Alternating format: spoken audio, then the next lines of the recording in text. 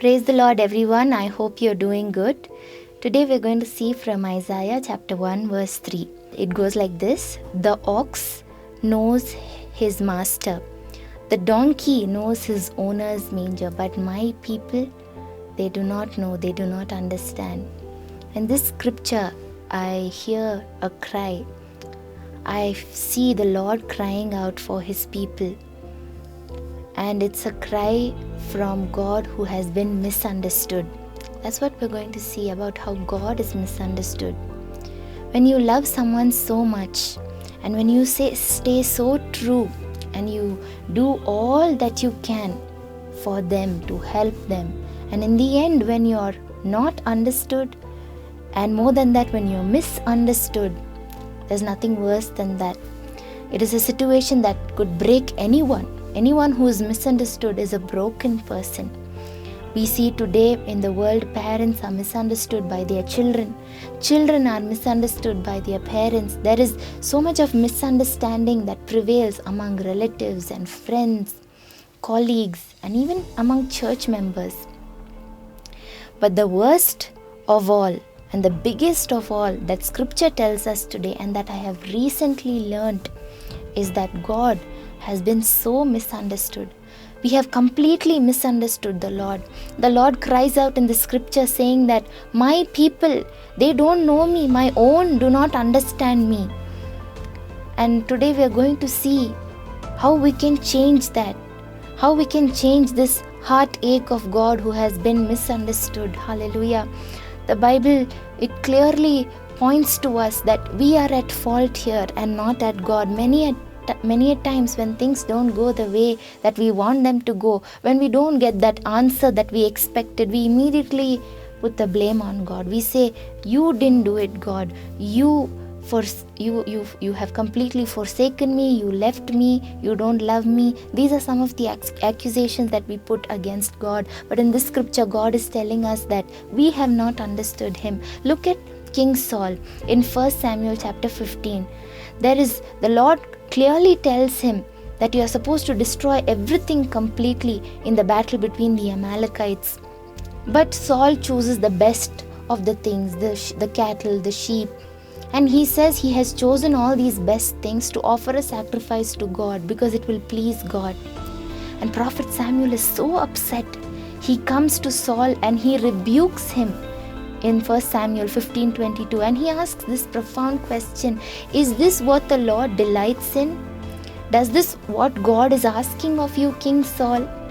And that scripture goes on to say, does God delight in sacrifices more than in obeying him? And he says to obey God is better than sacrifice. To pay heed to him is better than all these herds of cattle. And that's what God is looking at us and saying, that day King Saul, he misunderstood. He thought that if he picks out all these good choice animals, he can offer a sacrifice to God and please him. But God did not ask him of that.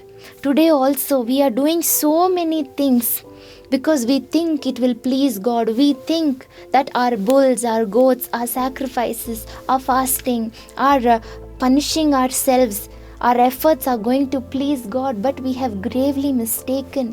What God is expecting from us is not the many things that we can do. What He is asking from us is our surrender, is our obedience to what He says. Today the Lord is looking at you and me and telling, my child, look at me.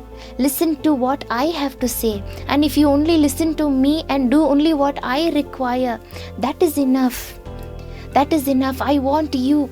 The Lord is looking at us and asking us to listen to Him, to understand His heart and do what really pleases Him. Do what He is asking and not what we think. There are so many ways we can go wrong like that. Hallelujah. Many a times we misunderstand God so much that we are so wrong in our prayers, in our requests, in what we ask of Him. We are wrong because we misunderstand Him.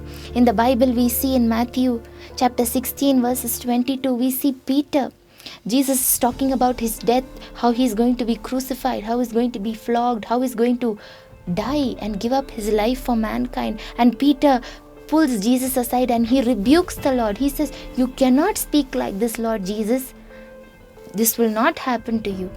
The Lord immediately has to rebuke Peter and he says, "Get behind me, Satan, for you don't know. You don't know what is going to happen. You don't know the things of God. You don't know that this has to happen so that the very reason I came can be fulfilled." Peter was wrong because he didn't understand, or he didn't even try to understand what Jesus was trying to say. He thought he could protect Jesus with his sword, and that's what made him even rebuke Jesus and say, "Don't speak like that, Lord." We see the mother of the sons of Zebedee, James and John. She comes to Jesus in Matthew chapter 20 verses 22. She asks for a peculiar request. She kneels down before Jesus and she says, "You have to grant me a favor." Jesus asks, "What is it?" She says, Can you grant that both my sons will sit at the right and the left of your throne when your kingdom comes?" Jesus says, "You don't even know what you're asking." That scripture is there. You don't know what you're asking. Many a times we don't know what we are asking. We don't know what we're praying. We don't even know what we are doing. You can walk up to a person who is very regular with their Bible reading and their prayers and their church going. You ask them, "Why are you doing these things?" They will not have a proper answer to give you, because we have misunderstood God. We have not taken the time to ask Him, "Lord, what do you want?" Today God is telling, "Hey, I want you, not your works." This is what makes us realize. That's why Jesus Christ came, to show us that our righteous deeds, our good things are like filthy rags before the Heavenly Father. That's why we need the Lord Jesus Christ. And that's why we need His righteousness to go to God, to commune with God, to connect with God. We need the Lord Jesus Christ. And when we understand this truth, then we will give some more time to understand the Lord Jesus Christ. In Matthew chapter 11 verses 28 through 30, we read the Lord Jesus calling out, "Come those who are weary and those who are heavily laden, heavy burdened, I will give you rest." Today, are you under the burden of your own effort, under the burden of your own thinking, of your own, you thought this is what God likes, and you're doing it, you are pushing yourself, but there is no fruit, there is no yield. And God is telling, "No, please understand me." He says, "Come take my yoke, come take my burden, come learn from me." That's what that scripture says, "For I am gentle and kind." He says, "Come learn from me. Do what I ask you to do, for my yoke is easy, my burden is light." Hallelujah. The Lord wants you to only surrender yourself first. Your obedience is what is important to Him. The Lord calls Moses and He says, "Can you come?" And Moses says, "No, I cannot speak." God says, "No, I need you. With all your flaws, with all that the lack that you have, I need you." He calls Jeremiah. Jeremiah says, "No, I'm too young, Lord, I cannot speak." God says, "I need you. I called you already. I know that, but I need you." Today God is asking you for one thing, and that is your surrender, your obedience. Come as you are. Today we are going to pray, "Lord, please give me the heart to know you. I want to understand you, O God. I have misunderstood you, but please give me the heart to know you." The Lord promises in Jeremiah chapter 24 verse 7, He says, "If you come to me, then I will give you a heart to know me." What a blessed promise. We all need that heart to know Him. Shall we pray right now and ask Him for a heart of understanding, to understand our Lord? Hallelujah. Let's pray. Lord Jesus, we thank you for your scripture. We thank you that you are speaking to us right now. Yes, oh Lord, we are hearing that distant cry. Hallelujah. Every time in the Bible, when the disciples misunderstood you, the crowds misunderstood you, the leaders misunderstood you, you kept saying, "Don't you still understand? Is your eyes still not open?" That was a cry that was constantly coming, oh God, from your heart. And today we are hearing it as a group of people, as your children. We are hearing that cry, oh Lord. We are so sorry, oh God, that we have misunderstood you. We thought we can come near you. We thought we can return to you by doing things, by activities. Hallelujah. We thought programs will bring us near you. We thought our holiness will bring us near you. But today we have understood that only you can bring us near to God. Only you, Lord Jesus, can draw us near to you. The Bible says, unless the Father He draws you near to me. You cannot come to me.